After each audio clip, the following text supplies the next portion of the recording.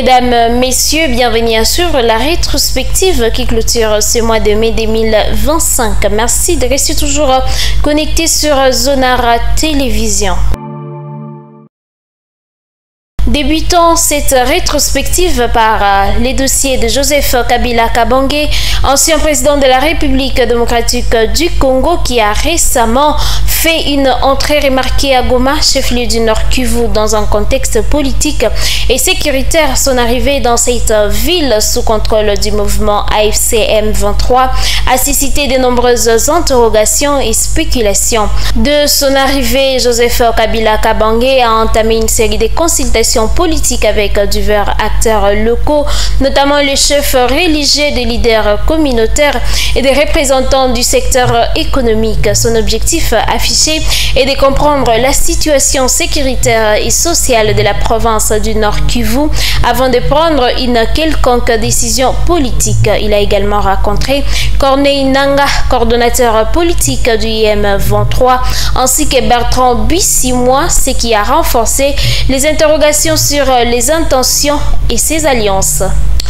Parallèlement à ces consultations, Joseph Kabila Kabange a dénoncé la gestion du pouvoir en place, accusant Kinshasa d'avoir abandonné les populations de l'Est et de leur infliger une punition collective par des restrictions économiques et sécuritaires. Il a présenté un plan de 12 points visant à restaurer l'autorité de l'État et à garantir la stabilité du pays. Cependant, son retour sur la scène politique intervient alors que le Sénat a récemment levé son immunité parlementaire, ouvrant la voie à l'éventuelle poursuite judiciaire pour complicité avec le mouvement AFC M23.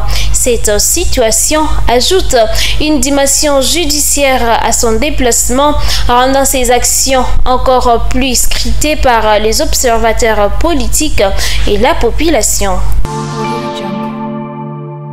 Parlons du dossier Constant Mutamba, ministre d'État en charge de la justice en République démocratique du Congo, qui est marqué par des accusations de détournement de 19,9 millions de dollars destinés à la construction d'une prison à Kisangani. L'Assemblée nationale a autorisé des poursuites judiciaires contre lui, tandis que Mutamba dénonce une cabale politique orchestrée par le procureur général Firmin Mvonde. Une commission spéciale a été mise en place pour examiner l'affaire avec des auditions qui se sont déroulées les 27 et le 28 mai 2025. Le rapport final a été présenté en plénière le 29 mai 2025 avec une décision sur la suite des poursuites. Ces dossiers soulèvent des tensions entre le pouvoir judiciaire et exécutif ainsi que des interrogations sur la lutte contre la corruption et la transparence gouvernementale.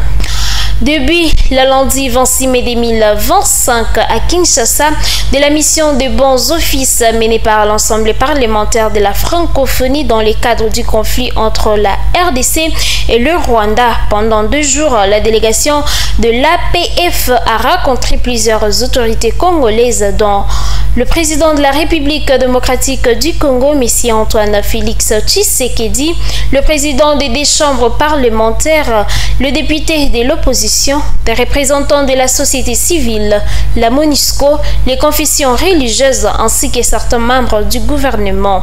Après Kinshasa, la mission se rendra à Kigali, la capitale rwandaise, pour poursuivre les échanges dans le même esprit de médiation. À l'issue de ces rencontres, un rapport sera présenté en plénière du Parlement francophone en vue de proposer des pistes concrètes pour résoudre les différends entre les 2 pays, dont la RDC et le Rwanda.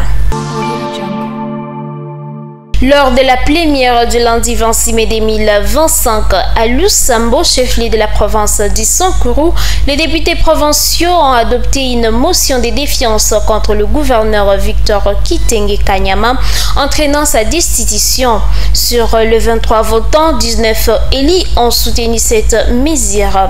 La session s'est tenue en absence du gouverneur, officiellement déclaré souffrant d'une crise cardiaque la veille, selon un communiqué du du gouvernement provincial.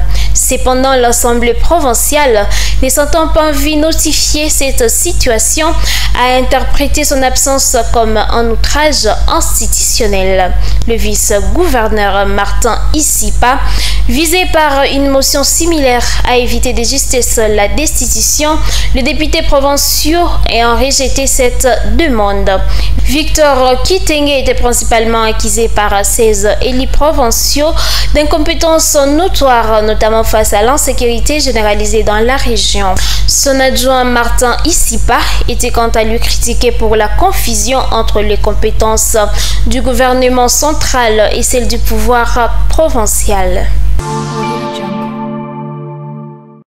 Parlons du lancement du nouveau passeport biométrique à Kinshasa, 27 mai 2025. Le gouvernement de la République démocratique du Congo annonce le lancement officiel du nouveau passeport biométrique congolais à partir du 5 juin 2025. Cette initiative s'inscrit dans le cadre du programme de digitalisation des services consulaires pour la période 2024-2028 visant à renforcer la sécurité des documents de voyage et à simplifier leur acquisition.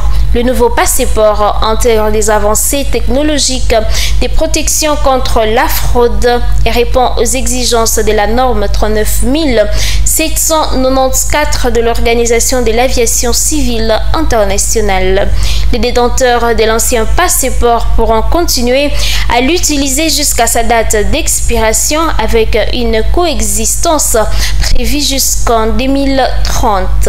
Le coût du nouveau passeport est fixé à $75 payables en espèces auprès de l'agence Equity BCDC et ou en ligne sur les sites officiels du ministère des Affaires étrangères. Par ailleurs, des centres de capture ont été mis en place à Kinshasa et seront progressivement déployés dans les chefs-lieux de province pour faciliter la demande du public. La RDC franchit ainsi une étape décisive vers une meilleure sécurisation des documents de voyage, garantissant aux citoyens une conformité aux standards internationaux et une protection optimale de leurs données personnelles.